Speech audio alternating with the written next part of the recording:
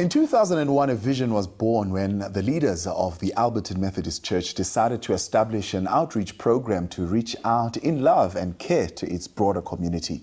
The plan was to feed the hungry, care for the destitute, heal the sick, and look after the orphans and the elderly. Now, 13 years later, the vision is going from strength to strength as Amcare touches lives daily. This morning, I've got Kathy with us in studio here. She is the fundraising manager for Amcare, and she's going to tell us more. Kathy Forsman, good morning, and thank you for joining us. Thank you for having us. Take us back to 2001 when the vision first came about. What inspired this move? We were inspired by the need in the community. Obviously, there's a lot of spirituality within our community. Our spiritual community leaders decided to get together. So we all had a vision of this somehow spiritually uplifting the community. And it's grown in leaps and bounds. The need is just so much. If it's not HIV, it's our gardening programs. If it's not that, it's our victim empowerment center.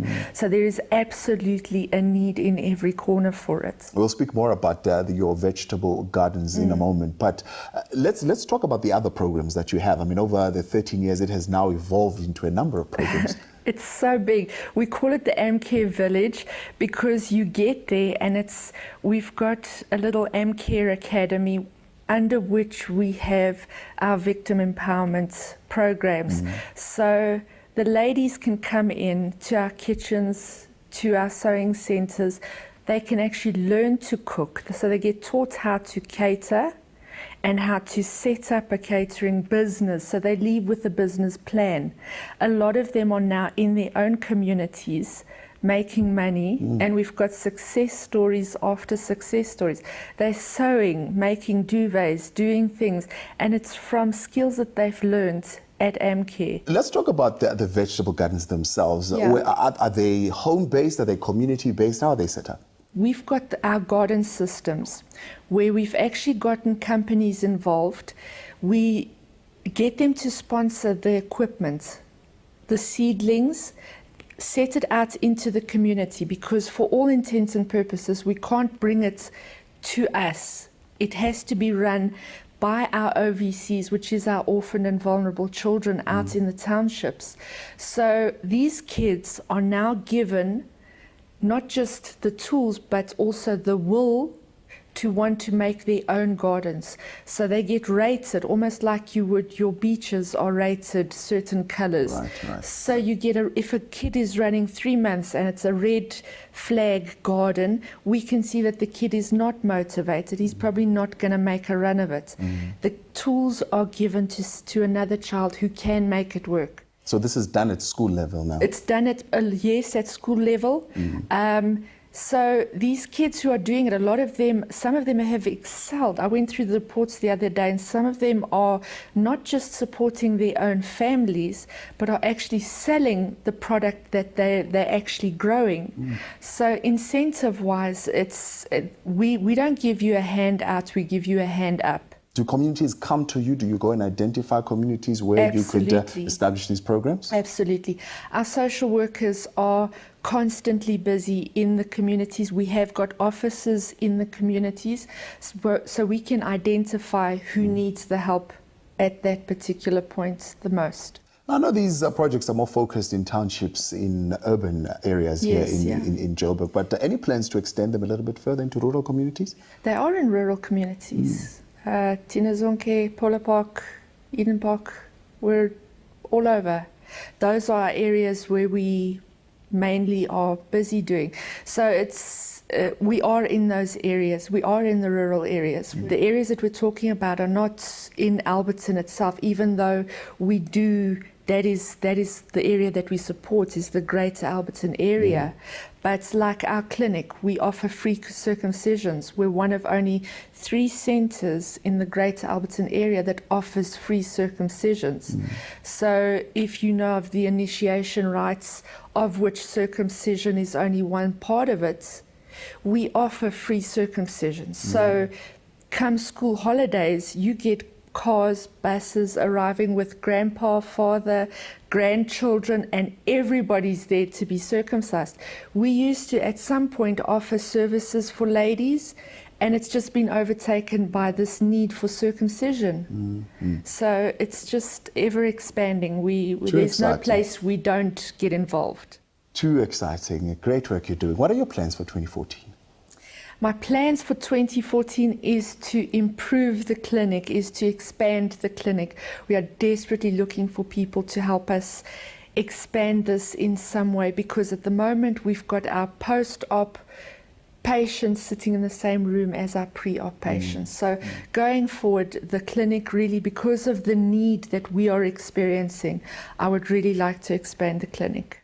Well, there you go, an opportunity for you to also do something and lend a helping hand. Why not visit us on our website, www.growingtomorrow.co.za. We'll give you the details for Amcare so that you can give them your support. Alternatively, you want that organization to come to your area, then give us a shout on 011 791 5658.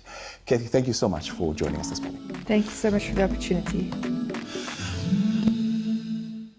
Our vision for Amcare started in 2001 with the Reverend Neil Robinson, who decided we must practice what we preach.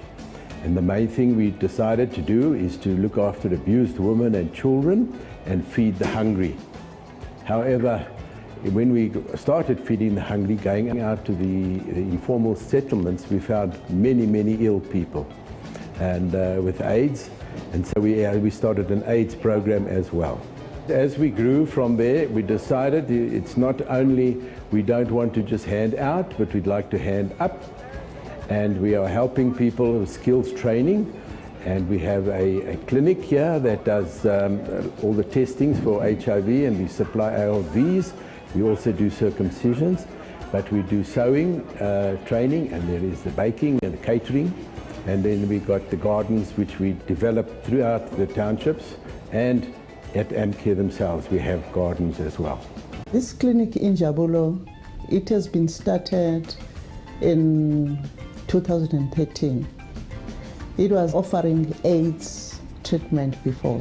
Now we are dealing with a circumcision. It fits into the Amcare because we are still having a part of the HIV, because the gentlemen who come for circumcision, we do the HIV test, and some of them, they become HIV positive. So we still take the bloods, and then we refer them after taking the bloods to the nearest clinics, which are under municipality and the government. All the men, they do benefit from the services. We started the circumcision from 10 years old up to how old is the man or how fit is the man. We do even over 60s, the circumcision, as long as they are fit.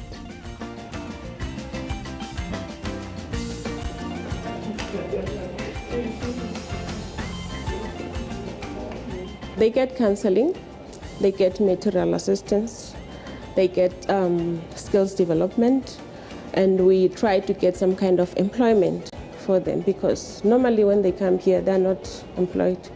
They're at home, abused, either by family members or by their partners, depending on the situations, because they're not the same. Most of the time, our victims are referred by police station. Sometimes they are referred by court. Sometimes they are referred by local victim support. And sometimes they gather information from other community members.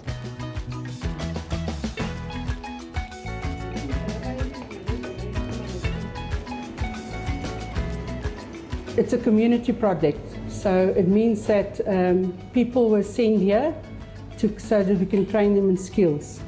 And this is one of the ways we can help them to go out in the community and to go do something for themselves.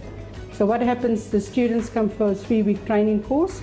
They work in the kitchen with us hands-on, which means they handle everything that we're doing here.